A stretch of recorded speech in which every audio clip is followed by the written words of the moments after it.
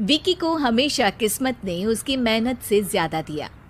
पैदा हुआ एक बड़े घर में, मुंह में चांदी की चम्मच लेकर, और शादी भी की एक उससे भी बड़े घर में, सोने की चम्मच मुंह में लेकर।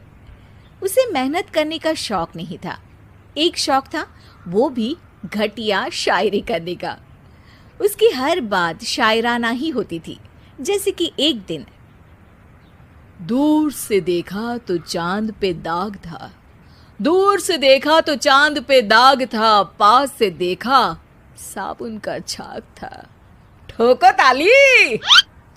अरे ऐसी शायरी करोगे तो ताली तो पता नहीं, कोई तुमको ही ठोक देगा।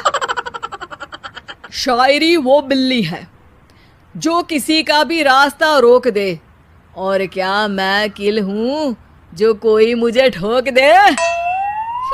मुझे तो आपसे बात ही नहीं करनी।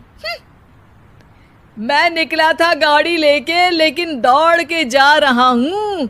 मेरी शायरी कोई नहीं सुनता, मैं घर छोड़ के जा रहा हूँ। धीरे बोलिए जी, मम्मी पापा को पता चल जाएगा तो तुमको सच में तुम्हारे मायके भेज देंगे। सस्ते साबुन से मेरी कॉलर चमकी नहीं, सच में चला जाऊंगा, मेरी बात कोई धमकी नहीं। अगर शायरी ही सुनानी है तो सुनाओ, लेकिन कोई काम धंधा भी तो करो। मेरे पिताजी के पास बहुत पैसा है तो घर जमाई बन के खा रहे हो, और कल जा रहे हो ना अपने मायके, तो आज ही चले जाओ मेरी बला से। हमें तो अपनों ने लूटा, गैरों में कहाँ दम था हमें। अरे चुप हो जाओ, तुमको मिर्जा गालिब की कसम। अरे जाना है तो जाओ, लेकिन पहले मेरे मम्मी पापा से मिलकर जाओ, वरना वो क्या सोचेंगे। लेकिन विकी अकेले ही अपनी कार लेकर अपने मायके यानी कि अपने खुद के घर पहुंच जाता है। अरे बेटा, तू अचानक, बहू कैसी है? अरे माँ, बहू तो बिल्कुल बदल गई है, मुर्गी हाथ से निकल गई है। अरे क्या हुआ बेटा? उसकी आती नहीं है, मेरी जाती नहीं है। मैं करता हूँ शायरी, उसे भाती नहीं है। मेरे पास उसका फोन आया था बेटा, सही कह रही है वो। तुमको काम करना चाहिए, तभी तो इज्जत मिलेगी। घर जमाई बनके सास ससुर के पैसों पर कब तक ऐश उड़ाते रहोगे? मेरी जिंदगी में हर तरफ से उंगली हो रही है, फोन पर मेरी चुगली हो रही है। अरे चुगली नहीं कर रही थी बहू, वो तेरा भला चाहती है बेटा। सूखे हुए कपड़े को भी गीला कह रहे हैं लोग, चुगली करने को मेरा भला कह रहे हैं लोग।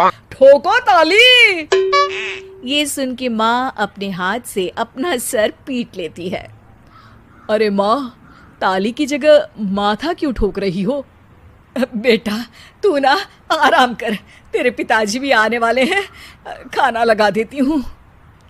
विकी अपने घर भी दिन भर टीवी देखता है, तरह तरह का खाना खाता है, दोपहर तक सोता है, चाय पीता है, वीडियो गेम खेलता है, बस काम करने नहीं जाता। घर में नौकर चाकर है तो बिस्तर से हिलने तक की जरूरत नहीं पड़ती।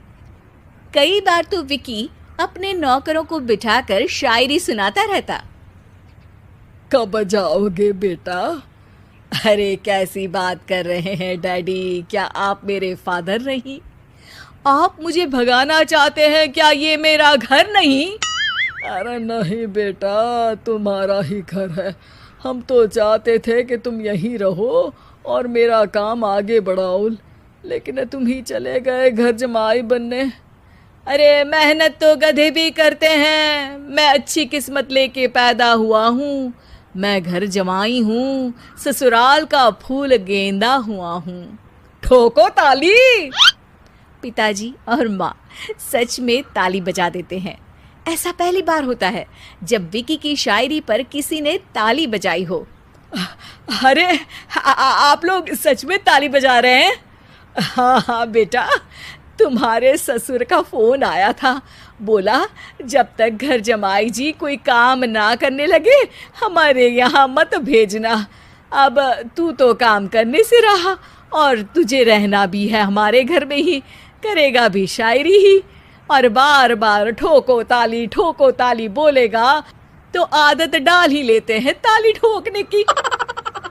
विकी उसी वक्त खड़ा होता है और बहुत गुस्से में सीधे ससुराल के लिए निकल जाता है। फिर से आ गए? लेकिन सुमन को देखते ही विकी पिघल जाता है।